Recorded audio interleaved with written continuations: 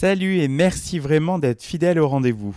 Je vous propose aujourd'hui l'histoire d'un des plus gros tubes d'Indochine, J'ai demandé à la Lune. C'est aussi le tube qui a signé le grand retour du groupe en 2002. Une belle ballade qui permet à Indochine de renouer avec le public et les médias qui les avaient un peu délaissés pendant 10 ans. Mais le saviez-vous, derrière les paroles, on retrouve Michael Furnon, chanteur et compositeur du groupe Mickey 3D. C'était en 2000.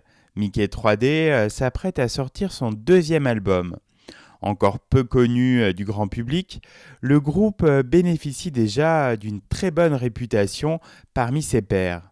Réputation qui vaudra à Michael Furnon d'être sollicité pour collaborer à l'album à venir d'un groupe qui est lui déjà bien installé dans le cœur du public, Indochine. Michael Furnon explique: J'ai enregistré quelques maquettes sur cassette. Parmi ces titres, il y avait cette chanson qui leur a bien plu. Ils en ont fait cette petite ballade. Une comptine qui correspond peu a priori à l'image rock du groupe, mais qu'ils ont réussi à s'approprier avec leur univers. Si je l'avais gardée sur un album, raconte Michael, elle serait probablement passée inaperçue.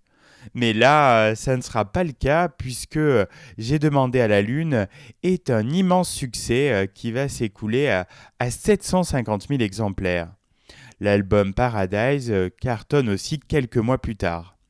Lors de l'enregistrement de l'album, Nicolas Sirkis avait proposé à Pauline, la fille de son ami Rude Léoné, de faire les chœurs, ce qui s'est avéré payant au vu du succès final de la chanson. Le clip vidéo, que vous n'avez pas pu oublier, montre Sirkis marchant vers l'avant en tenant tour à tour un bébé et un enfant, puis on voit apparaître Pauline qui vient chanter en duo avec lui. Il existe également une version longue acoustique de la chanson, mais qui n'est plus disponible, parue sur un disque commercialisé en décembre 2002 au profit de l'association Médecins sans frontières.